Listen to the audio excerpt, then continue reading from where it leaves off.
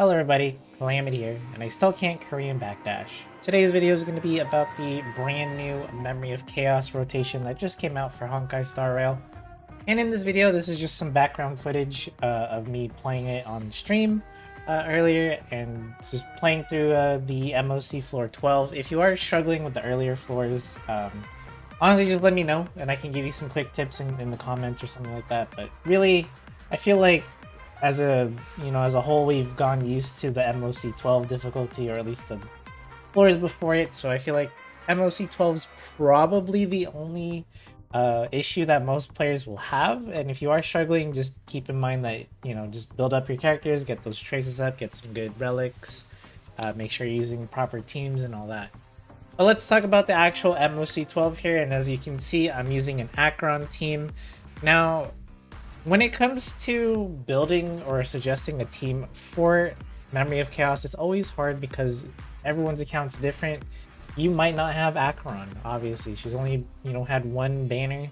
Maybe you didn't pull for her, maybe you didn't play at the time, maybe you skipped her for other characters. Obviously you gotta have somebody though, right? If you're doing MOC 12 attempts, you gotta at least have some sort of DPS. If not Acheron, then you have Kafka. If not Kafka, Jingyuan. Or other characters. It doesn't necessarily have to be them. You don't always have to play the recommended weakness or toughness break that the MOC suggests before you head in. You can always just brute force it, right? If you have Jingliu, go ahead and use her and just, buff her, and she'll just keep damaging, these enemies through their toughness. It might take a little longer, obviously, than if you were to break their toughness, but maybe you could try using Silverwolf or something to help make breaking certain monsters' toughness a bit easier. Another character you can use is Dan IL, or Inhibitor Lune. He's also really strong. Again, brute force it with your DPS if you want to. It's a valid strategy if you don't have the appropriate elements for breaking enemies' toughness. Now, with that being said, I am using an Acheron team with Pella and with Silverwolf. This is to enable Acheron to get her damage boost when she has 2 Nihility teammates, and then we just have Bailu here for heals. I didn't really need it. As you can see, Bailu is just more than enough to keep the team sustained and healthy, and she also generates her own skill points. So I'm trying to be a little bit free to play friendly here. Yeah, she is a 5-star, but she's also a standard 5-star, so chances are maybe you've lost a 50-50 to her. But the game plan here is pretty simple for this team. It's just to apply debuffs with Pella and Silverwolf to make Acheron's job a lot easier of dealing damage to, well, your enemies, and that's pretty much it. Use whoever you feel like is, problematic here. When you do get to the second half, or the second half of the first phase, with Japard, make sure you do focus him, because he does do the, it's not as bad as his simulated universe version, but he does have the shield, where he will shield everyone on the field, and you have to waste a turn deactivating their shields, and just waste your time and precious cycles and stuff like that. Nothing else much to say. Again, bring whoever you want. It is just Japard with some of the new robot enemies that we were introduced to in Penacony. If you haven't played the story yet, then you probably haven't encountered them yet, but they are pretty nasty, I will admit. In the first half of this fight, let me go back a bit. I forgot the name. I guess they're called Tomorrow and Harmonious Chords. I don't know if that's their name or what, but these ones do put a teammate to sleep, which can be annoying depending on who falls asleep. You can always cleanse it off, but if that enemy, or sorry, if that ally that went to sleep gets attacked, just like most other games that have this mechanic, they will wake up. So it's not too bad compared to other forms of CC out there, but just something to look out for. And then this cage thing, this monster with a cage on its head, also can be pretty annoying. It does a lot of damage. Just be careful with it. I tried to focus the one that puts you to sleep in the first half, because it's just annoying getting CC'd. Whereas this cage thing just does a bunch of damage, and it's pretty... Again, if you have a healer, it's not too bad. So you can see they do like an AoE cleave attack. And, not bad. And then we have Japar just doing his shields and his damage. So always want to focus that boss fairly early. Get rid of him as soon as you can. Well, that's pretty much it for the first half tips. Let's move on to the second. For the second half, I do recommend having some sort of cleanse, though. Cleanse, or characters with some really good effect res. because you have a lot of stuns here. As you can see, look at this first half of the second phase. You can have these spectral envoys. These are the ones that can stun you, and they do really hard damage because they will focus one character and then really hammer on them with their attacks, and which can stun. And as you can see, my Kafka on the left, well, actually you can't see. Let me move real quick so I'm not blocking the thing, but you can see my Kafka got stunned by the spectral envoy, which can be really annoying to deal with. And Lynx doesn't have her ultimate to help cleanse that, so definitely having a consistent cleanse for this half is going to make your life so much easier. Otherwise, you're just going to have to pray and hope that the monsters don't hit your well, in my case, my Lynx. But yeah, as you can see on the second half, I also brought a dot team consisting of Kafka, Black Swan, and Ruan Mei. Again, you do not have to copy what I'm doing team-wise. Just bring whoever you feel like will do better. You know, if you have Blade, if you have Jing Yuan here again, Kafka, you can do Kafka and Serval even for, you know, lightning stuff, or Kafka and Sampo. Those teams work if you don't have Black Swan. And then for your cleanser, you have tons of options. Locha, Huo Huo. I mean, you can use Lynx, Gallagher, and then Fu Xuan, of course.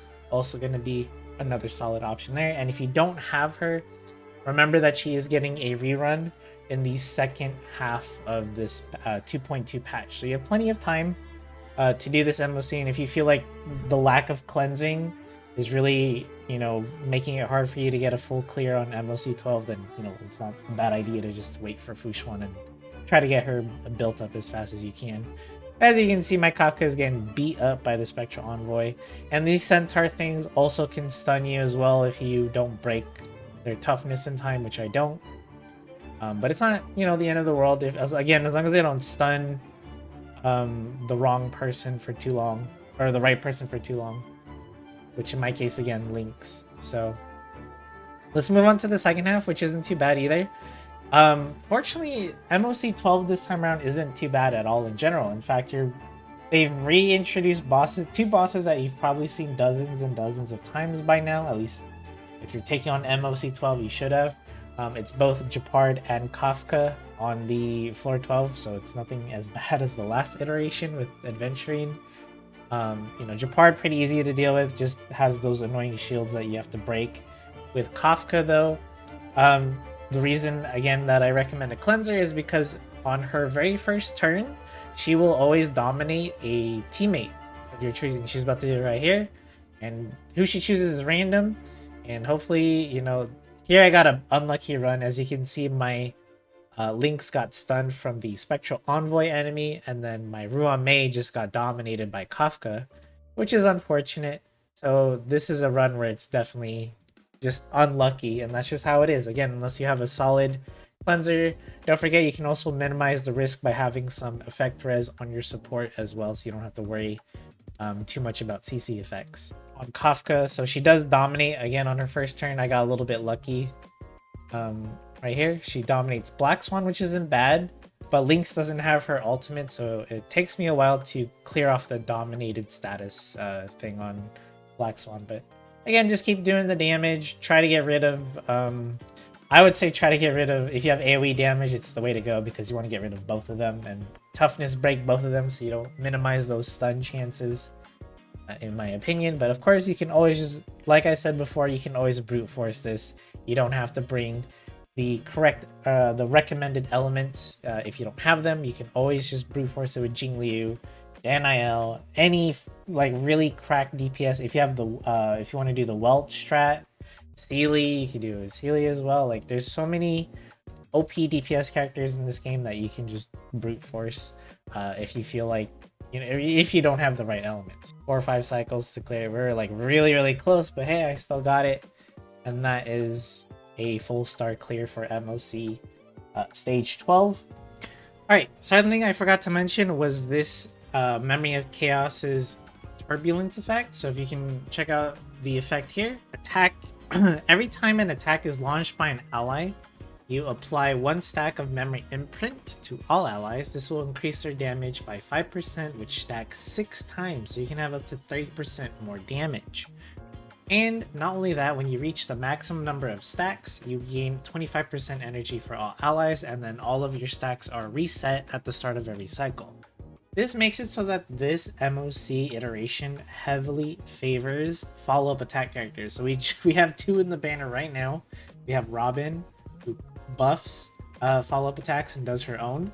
And then we also have Topaz, who also does really good follow-up attack damage. So if you pulled for any of those characters or you already had Topaz, hey, lucky, you're doing really well. If you have Himiko, you can use her as well. I think Herta's damage might be a little too low for this MOC, but I mean, maybe some of y'all have some cracked light cones and relics for her. Maybe she can actually do it pretty well. I'm not here to tell you no. So yeah, if you have any follow-up attack characters or teams that you really want to try out, they have a really favoring Turbulence to take advantage of. So that's something you should try to build around.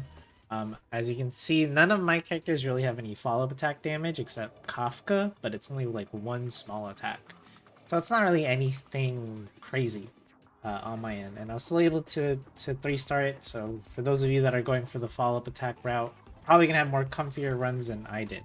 One last thing I also want to point out, and this is new, I believe, is that if you are struggling in any MOC chamber, check out your friend's clearance lineup. So this will show you, well, I guess no one on my friends list has cleared it yet, but when you do have friends on your in-game that did clear, you know, certain stages, they will show up here, showing you what teams they use, and I think you can also inspect the characters' builds and stuff if you're curious. So if you need some like examples of what teams you should try to go for, what teams work and what doesn't work, you know, try to check out what your friends are using. Maybe you have some really well-informed friends or ones that are finding MOC pretty easy and copy what they do. Not much to say again because the bosses we've seen dozens of times and this MOC is actually pretty easy. But if you are struggling and you have any additional questions or team help, let me know in the comments down below and I'll do my best to try to help you out, of course. But that's pretty much it. Thank you guys for watching. Don't forget to leave a like and or subscribe, and I'll see you in the next video.